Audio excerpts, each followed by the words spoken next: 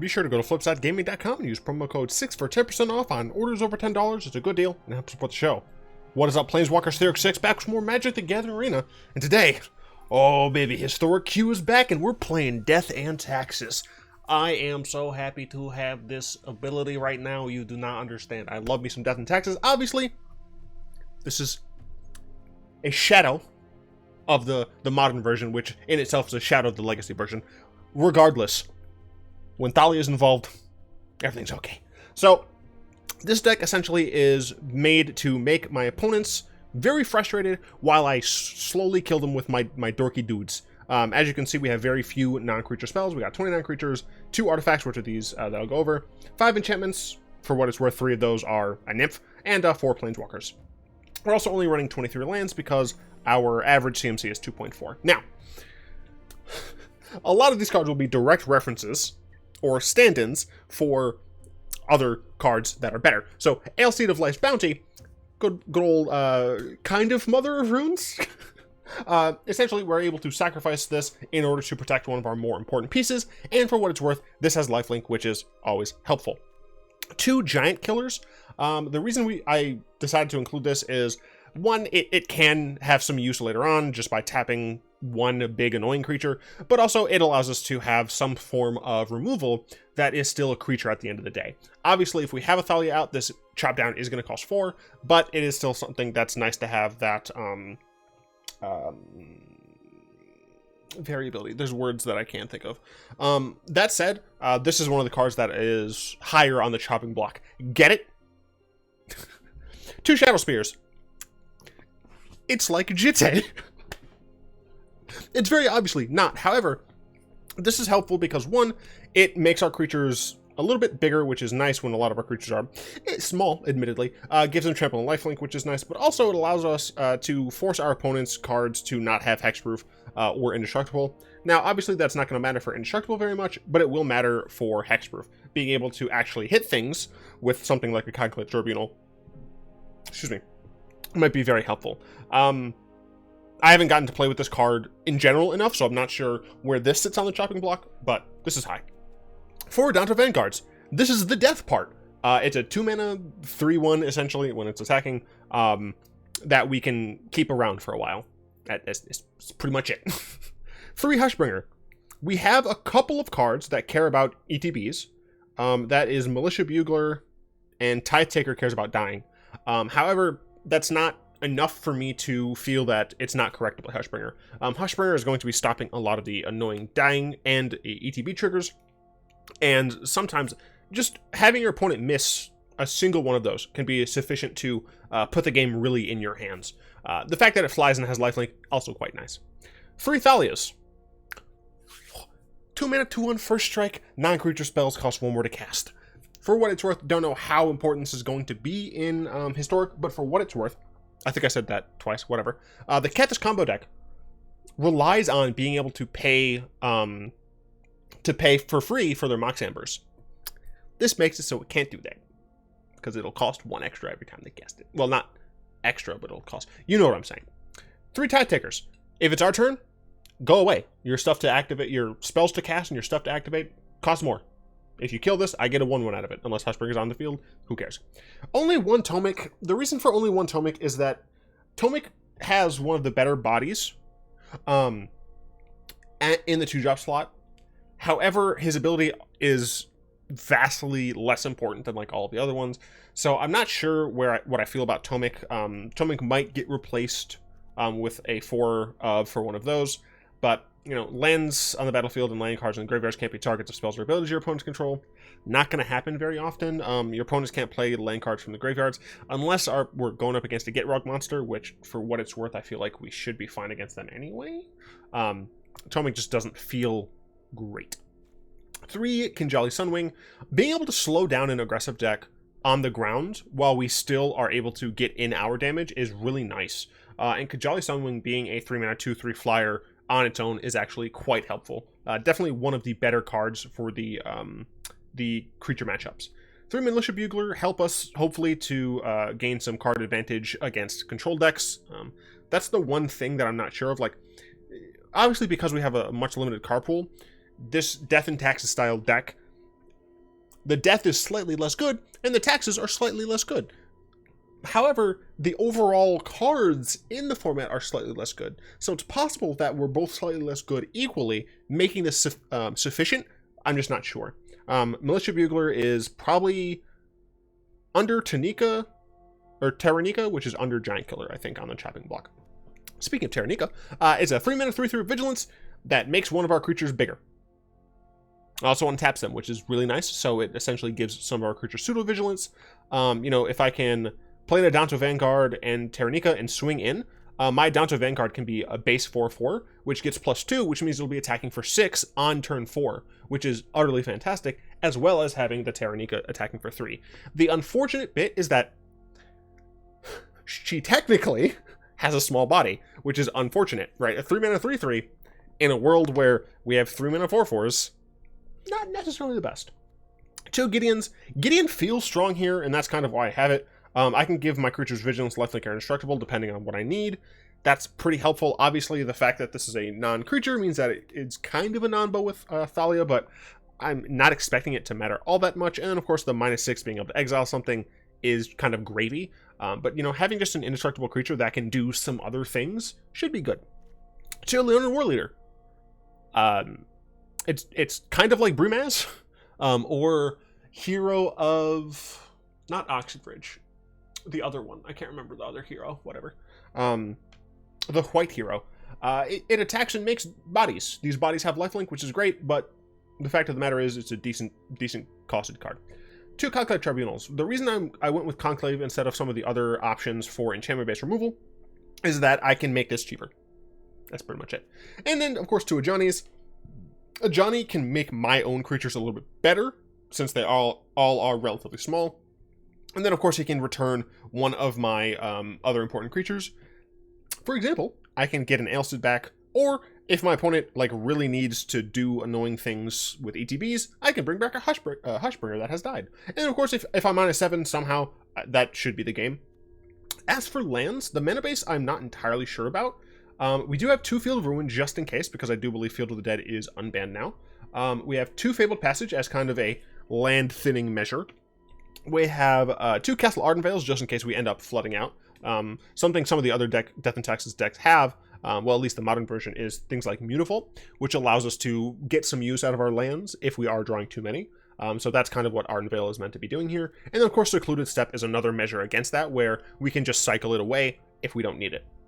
I do have 15 singles, or one-ofs in the sideboard, because right now I'm just playing in best of 1, because I really do need to get a feel for what the historic metagame is going to shape up to be. That feels like it's probably meant to be inappropriate. I'm just not sure. But yeah, so I'm doing that first. I'm going to go through these games, and then I'm going to discuss the cards on the sideboard and kind of why I have them there. Unfortunately, many of you will notice that I'm playing with a card style that I don't like. I don't like this card style insofar as I don't like the wobbly reflection nonsense, but this is the only way to play with this art, and this is my favorite of the Thalia arts so far by a lot, I think. This hand is fine. We can turn 1 Alseid, turn 2 Thalia, which is essentially playing turn 1 Mother of Runes into turn 2 Thalia. Our opponent, I think, took a mulligan. I could be wrong. I was too busy talking. They did. Fantastic. Black Green of some sort. Let's see if it's an elf. It is an elf. So ramp of some kind. We'll go and play the Alseid here. Thalia. I'd like another land so that I can play Tithe Taker on 3. So that I can actually play Conclave Tribunal. Ghost Quarter. So this is almost certainly a Gitrog Monster deck. So, put my money where my mouth is. Man, Tomik seems like it'd actually be pretty decent in this match. I might as well attack. Any damage I can get in is good damage. The thing is, since I'm a monocolor deck, Ghost Quarter is not going to affect me nearly as much because I'm going to be able to get as many planes as I need to. So right now, my opponent's non-creature spells are going to cost him a little bit more. Obviously, if I went first or they didn't have Llanowar Elves, I could have played this Thalia before they had Crucible, but it's fine. It looks like possibly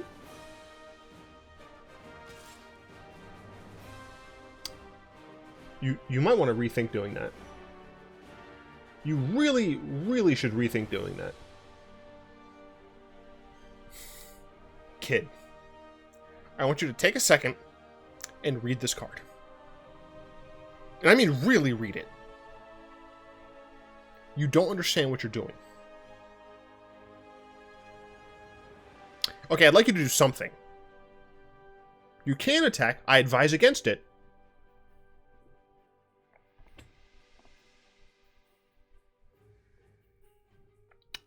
Anyway, I played a practice game against Merfolk, which is like Death and Tax's enemy. Technically, elves are Death and Tax's enemies, but Merfolk, I hate them.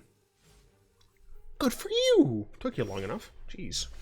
So we're gonna play this. Ardenvale. So Tithe Taker 3. Oh, even if I Tithe Taker, I wouldn't be able to play Conclave, which is fine.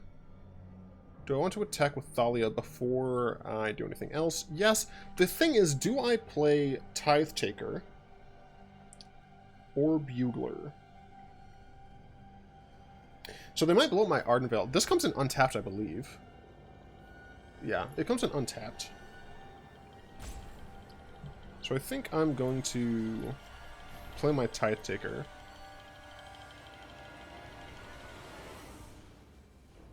Yeah. This is more, I think, to hold up for Alseid. They might end up ghost quartering me, but I don't think I care. I'm gonna attack with this. She has first strike. Cool. Okay. My opponent kept a 2-lander. They do have access to Crucible, Llanowar Elf, but I'm not really worried about that at all.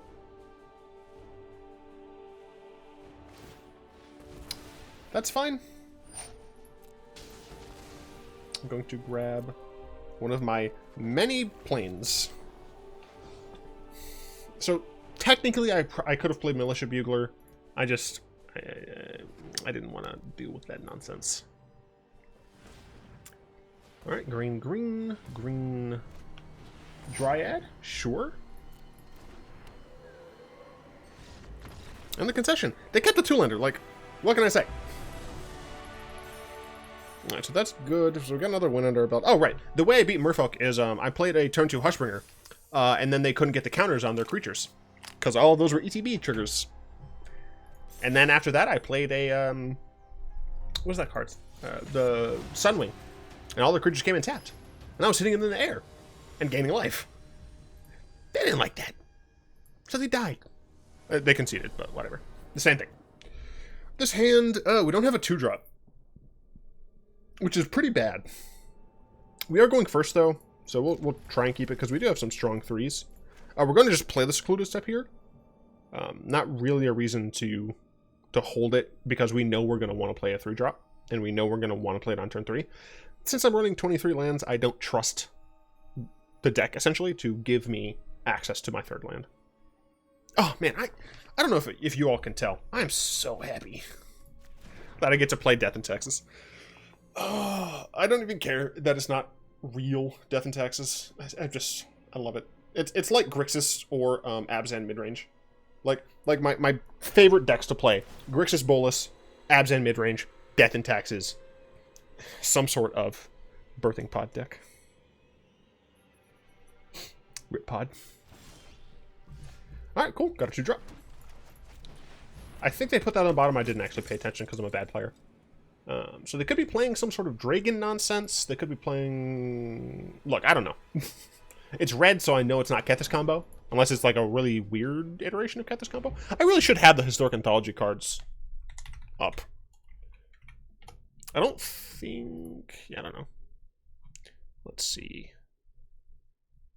Nyx Fleece Ram, Ranger... Okay, so this is Naya. I had this... I don't know why. Play audio while minimized.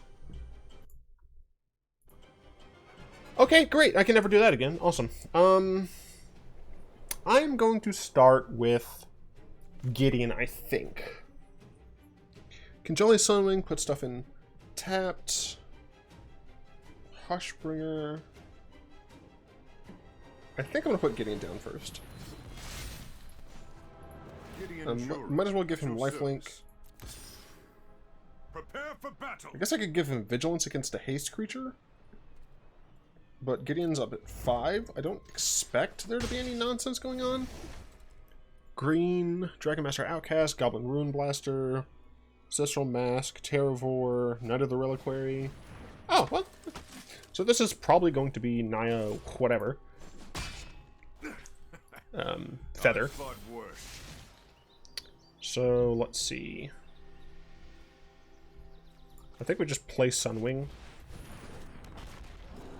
And... don't want to give you Vigilance now. Sure. Your light will cleave just in case. But yeah, we already got him to 12. Gideon's put in the work I expected him to. Their creature's going to come tapped, which means even if they play a Feather, I'll be able to attack past it with my Sunwing. Let's see. Am I more likely to block with Tithe Taker?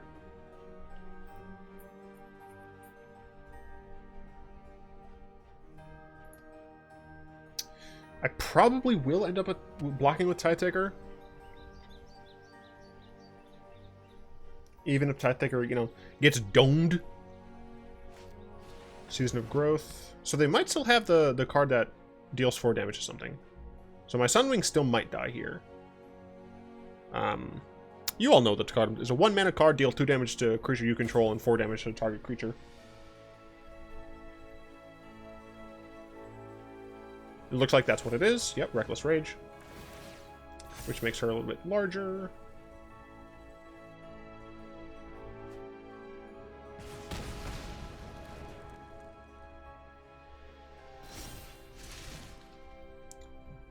This is for 4 greater, so I'm probably just going to leave that up.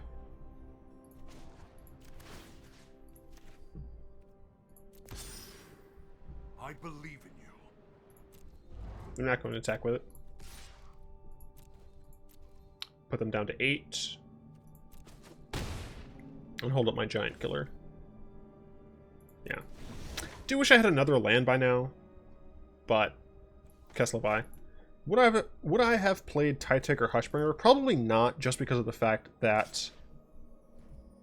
Okay, so I'm going to block. But probably not just because I don't want to deal with any nonsense.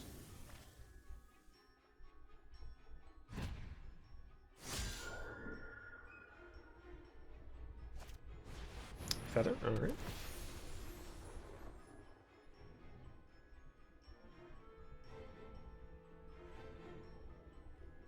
Go on, coward. Pump one of your creatures. Make my day. Damn.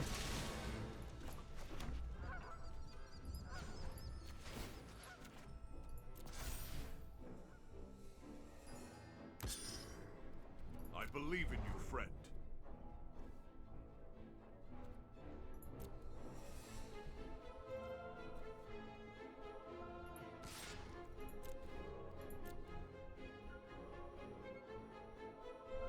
Probably going to give it protection.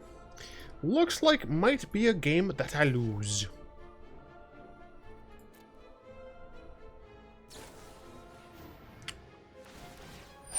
Okay. That's not protection. She's dead.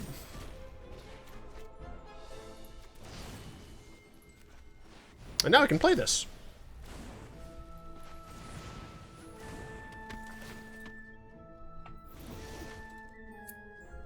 I can actually start using this.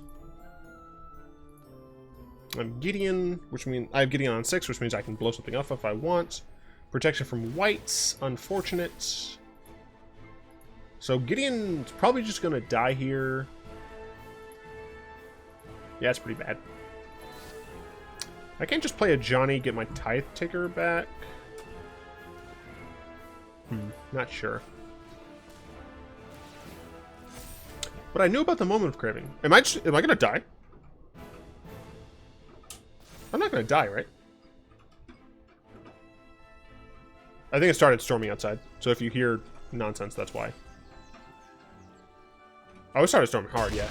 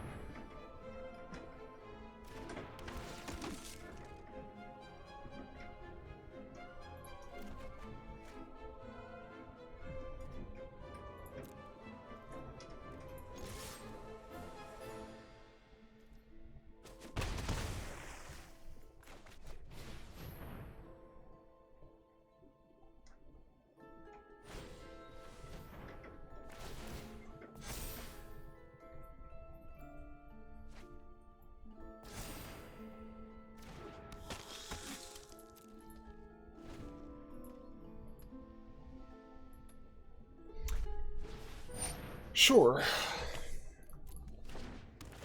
The issue with Death and Taxes is they run out of value real fast. And the fact that they got Season of Growth plus Legionnaire means that we're in a pretty rough spot. Get that protection from white.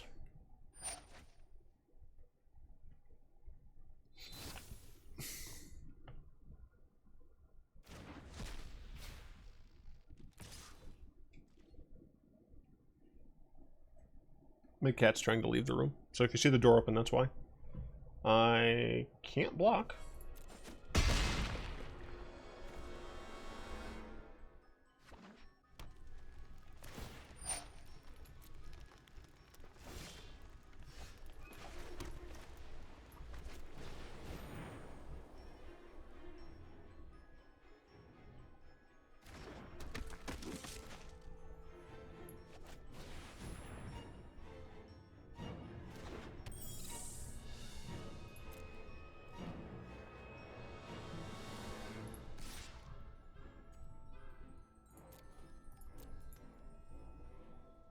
It cost them 2.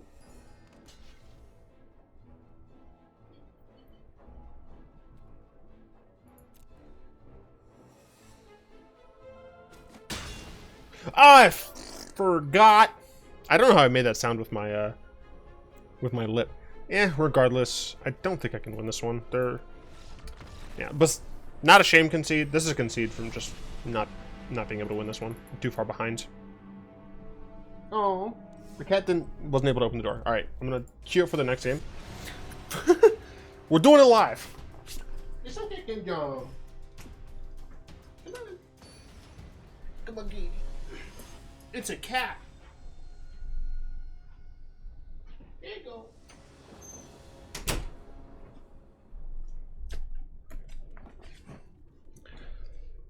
Okay. We're going second.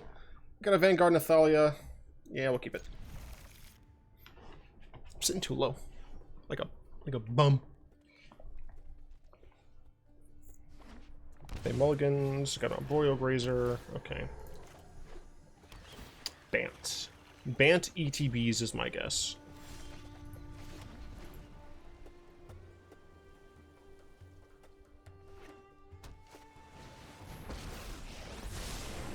Trust me, you'll thank me later. Oh, I've done the hero thing before.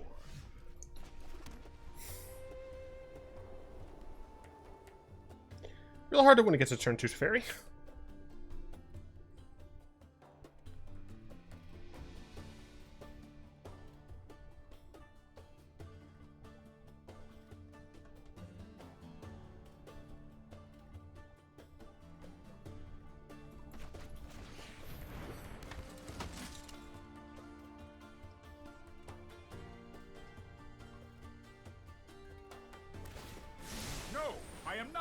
Up as I go.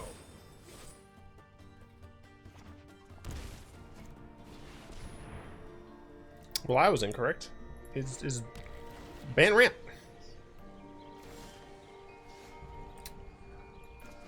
not getting another land was pretty bad.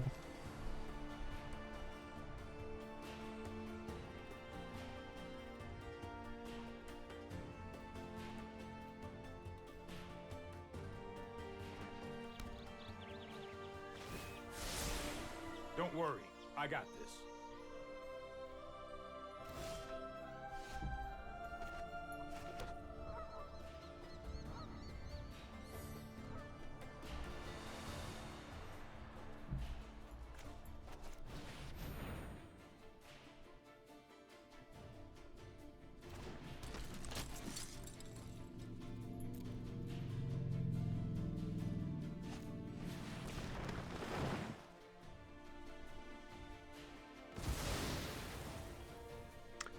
It's Field of the Dead. I forgot this deck existed.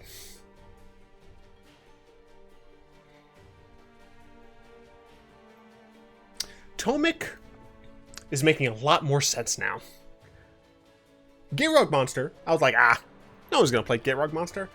I think enough people are going to be playing Gitrog Monster plus Bantshift that it's worth running more Tomiks.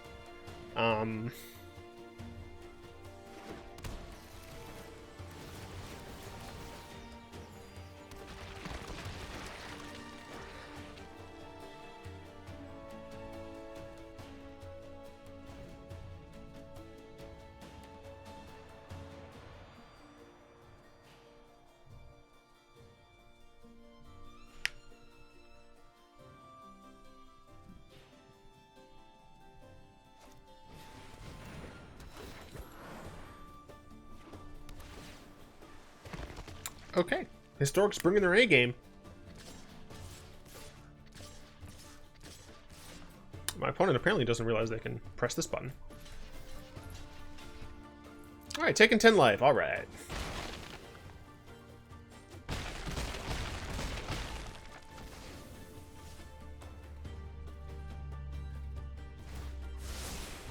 Here we go.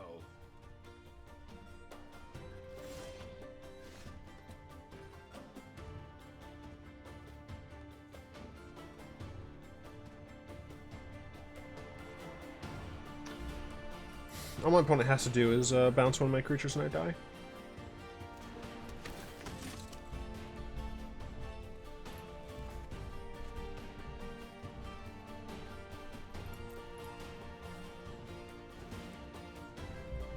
No, I guess I go to 1.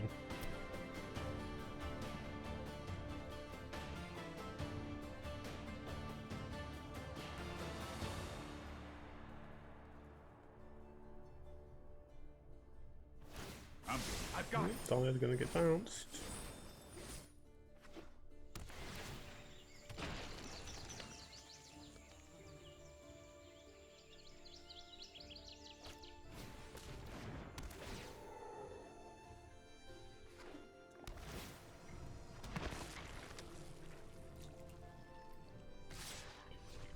Modifications need to be made for sure.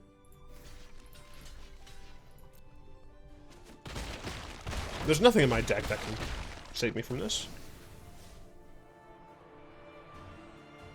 I'm not liking how often I'm only drawing 3 cards. Or 3 lands. So I might need to go back to 24. But I'm going to talk really quickly about the cards I had in the sideboard and the potential changes I'm going to be making to this iteration. So for what it's worth, I also have black-white taxes, red-white taxes, and green-white taxes. All slightly different. I haven't actually finished making these. They're just in the chunks of cards phase. All of these decks are in that phase. So I'm going to be making these. I'm going to be playing a lot more Historic on the channel, and I'm going to suffer for it. The channel, I should say, is going to suffer for it, but it's more fun. It's more fun for me. It has a wider variety of games. What types of Historic decks would you all like to see? Because they're coming. So Grafdigger's Cage, pretty obviously, helpful against any sort of Kethis combo deck. There is also Remorseful Cleric. The issue is that Remorseful Cleric has to like stay on the battlefield and be there and then exile the cards like all at once. Grafdigger's Cage can kind of just continually work. So it's a little bit better for what's the word I'm looking for? For like general, like over time graveyard value. It helps more against things like Phoenix and stuff. But also what's nice about Cage is that it can stop things from Vannifar as well as Finality of Devastation. So I'm not entirely sure where I am on those. Charming Prince. Charming Prince is interesting, but it's another card that doesn't work with Hushbringer. So I still have to decide like the best course of action for that, because if I don't get the trigger, then it's just a 2-mana 2/2, which is not great. I need to stop reclining when I'm making videos because it just makes me too low. Daxos, I figured Daxos would be like decent for an aggressive matchup. I'm just not sure if that's actually the case. I'm not sure. Daxos is meant to be there for like the aggro matchups. Devout Decree, it gets rid of red or black cards. Sure. Disenchant, it destroys artifacts and enchantments. I don't know. Eidolon of Obstruction, I actually don't think this card's very good. It does too little. If this was Loyalty Abilities of Planeswalkers your opponent's control costs 2 more to activate, and Planeswalkers your opponent's control costs 1 more to cast, then maybe it'd be fine. But it doesn't do enough, considering there aren't Planeswalker decks running around. So giving an entire slot to just a 2-mana 2/1 first strike isn't as helpful, right? Thalia's ability is ubiquitous in that it hits all of the non-creature cards in a control player's deck, whereas Eidolon is going to hit 8 total in the deck, if they're running 2 play sets of fairies, for example. Nyx's Fleece Ram is another card that I consider for the like mono red matchups. Citywide Bust, it's between Citywide Bust and Slaughter the Strong, and I'm leaning towards Slaughter the Strong. So Citywide Bust does destroy essentially none of my creatures, while destroying all of my big green opponent's creatures. But with Slaughter the Strong, it isn't actually it isn't slaughtering just the strong. If you notice that last game, I had Taranika and Thalia. They together would have been 4 toughness. Oh, that's 4 power. All right, so let's go. I thought this said toughness, whatever. But this is able to also, like, Citywide Bust is going to be able to destroy big creatures, but Slaughter the Strong can destroy big creatures as well as an army of small ones. So that's why I'm leaning more towards Slaughter the Strong. Linton is one of those other cards against aggro that I was considering. Not entirely sure. Rule of Law is a meme. It's there just in case of Kethis combo as well as 1,000 Year Storm combo. Leyline of Sanctity. Discard and burn, baby. Elspeth Conquers Death. I don't see me actually using it, but it's technically against for control. And God of Eternal Catcher is also technically against control. There are a ton of other white cards, and I'm just going to show this because it's the closest. There are a ton of other white cards that I ended up cutting from the mono white deck, just like in general. Let's see if I can find some. So, you know, Honor Guard, things like that. There are a ton of other ones like Benalis Marshall, and I'm not sure if that's what I'm looking for. I really do need to scope out the metagame a little bit more. So Giant Killer was okay there, and Conclave Tribunal kind of showed that even if I have a bunch of creatures, it's not the best.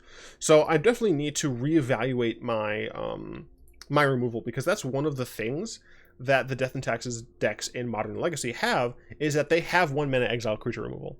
Obviously, they struggle a little bit more main deck with the non-creatures, but that's kind of where Thalia comes in.